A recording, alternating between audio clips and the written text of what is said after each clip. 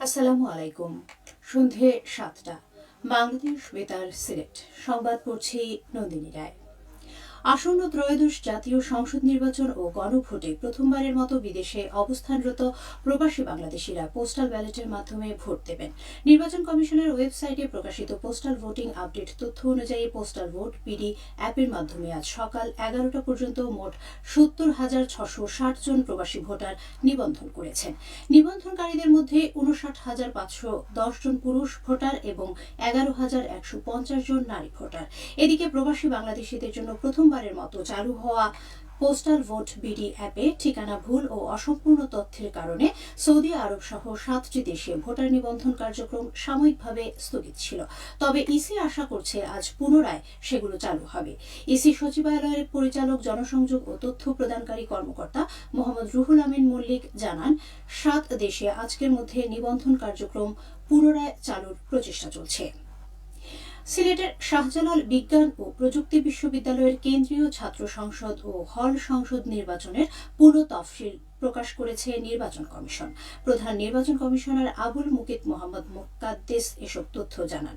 পুরো তফসিল অনুযায়ী ২৬শে নভেম্বর খসড়া ভোটার তালিকা পুনঃপ্রকাশ, ২৯শে নভেম্বর বেলা ৩:৩০ পর্যন্ত খসড়া ভোটার তালিকায় আপত্তি গ্রহণ, আগামী ১ ডিসেম্বর চূড়ান্ত ভোটার তালিকা প্রকাশ, ২রা ডিসেম্বর সকাল ১০টা থেকে বেলা ৩:৩০ পর্যন্ত মনোনয়নপত্র বিতরণ শুরু, ৩ ডিসেম্বর সকাল ১০টা থেকে বেলা ৩:৩০ পর্যন্ত মনোনয়নপত্র বিতরণ ও জমা দেওয়া যাবে।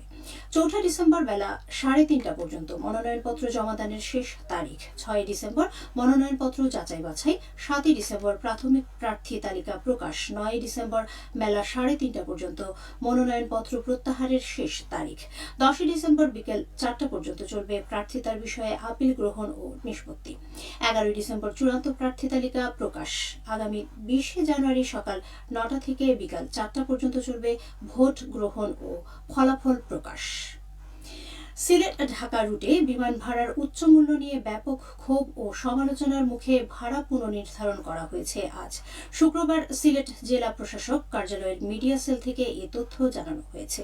বিমান বাংলাদেশ এয়ারলাইন্স কর্তৃপক্ষের প্রাপ্ত তথ্য অনুযায়ী জানা গেছে, নতুন ভাড়া কাঠামো অনুযায়ী সিলেট ঢাকা রুটে সর্বনিম্ন ভাড়া ২,০২৪ টাকা, ট্যাক্স সহ ৩,১৯৯ টাকা। সর্বোচ্চ ভাড়া ৭,০২৪ টাকা, ট্যাক্স সহ ৮,১৯৯ টাকা। সিলেট বিভাগে গত ২৪ ঘণ্টায় নতুন করে আরও ৪ জন ডেঙ্গু রোগী শনাক্ত হয়েছে।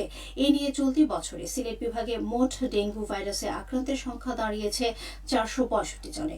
কেবল চলতি মাসে ডেঙ্গুতে আক্রান্ত হয়েছেন ১৫০ জন। এবছর সিলেট বিভাগে একজন ডেঙ্গু আক্রান্ত রোগীর মৃত্যু হয়েছে। বর্তমানে ডেঙ্গুতে আক্রান্ত হয়ে সিলেট বিভাগের বিভিন্ন হাসপাতালে ভর্তিকৃত রোগীর সংখ্যা ১৮ জন।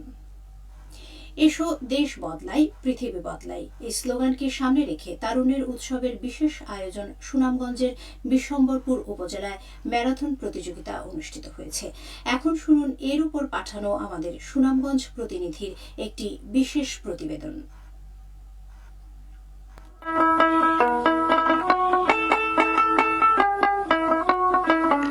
এসো দেশ বদলাই, পৃথিবী বদলাই, এই প্রতিপাদ্যকে সামনে রেখে বিশ্বম্বরপুরে তারুণ্য উৎসব উদযাপন উপলক্ষে বিভিন্ন কর্মসূচির অংশ হিসেবে ম্যারাথন প্রতিযোগিতা অনুষ্ঠিত হয়েছে। ম্যারাথনে অংশ নিয়েছেন উপজেলার শতাধিক মানুষ। এজন্য বেশ উচ্ছ্বসিত তারা।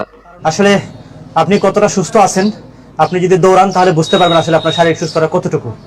তো যাই হোক, আমার লাইফের প্রথম অভিজ্ঞতা, আমি পুরো কোর্সটা কমপ্লিট করতে পারছি, একদম বিশ্বম্বরপুর উপজেলা থেকে গোবিন্দনগর স্টেডিয়ামে আসতে পারছি। তো আমি আশা করি তারুণ্যের উৎসবের মতো প্রতিদিনই যদি আমরা এই রুলসটা পালন করি, আমাদের শারীরিক সুস্থতা অনেকটা বৃদ্ধি পাবে এবং আমাদের উপজেলা নির্বাহী কর্মকর্তার মতো আরো যারা আছেন সবাই যদি এরকম উদ্যোগ নেন, ভবিষ্যতে তারুণ্যের প্রজন্ম অনেকটাই ভালো থাকবে, সুস্থ থাকবে। গতকাল বৃহস্পতিবার সকাল ৮টায় উপজেলা প্রশাসনের আয়োজনে এই মিনি ম্যারাথন প্রতিযোগিতা অনুষ্ঠিত হয়। ম্যারাথনটি বিশ্বম্বরপুর উপজেলা পয়েন্টের বিপ্লবী চত্বর থেকে শুরু হয়। উপজেলার কারেন্টের বাজার ও পলাশ বাজার হয়ে গোবিন্দনগর মিনি স্টেডিয়ামে গিয়ে ম্যারাথন শেষ হয়। শতাধিক প্রতিযোগীর মধ্য থেকে প্রথম ১০ জনকে বিজয়ী ঘোষণা করা হয়েছে। এর আগে সকাল ৭:৩০টায় উপজেলা পয়েন্টে উপজেলা নির্বাহী অফিসার মেরিনা দেবনাথ ম্যারাথন প্রতিযোগিতার উদ্বোধন করেন। তারুণ্যের উৎসব 2025 উদযাপন উপলক্ষে আজকে আমাদের বিশম্বরপুর উপজেলায় এই মিনি ম্যারাথন প্রতিযোগিতার আয়োজন করা হয়েছে। তারুণ্যের উৎসব উপলক্ষে যে ইভেন্টগুলো করছি সেগুলো আলাদা করে একটা সমাপনী করা হবে এবং পুরস্কার বিতরণ করা হবে। আমার এইখানে যে উপজেলার উৎসাহী লোকজনকে দেখতে পাচ্ছি এবং যে অংশগ্রহণকারীকে দেখতে পাচ্ছি। সবশেষে আবহাওয়া।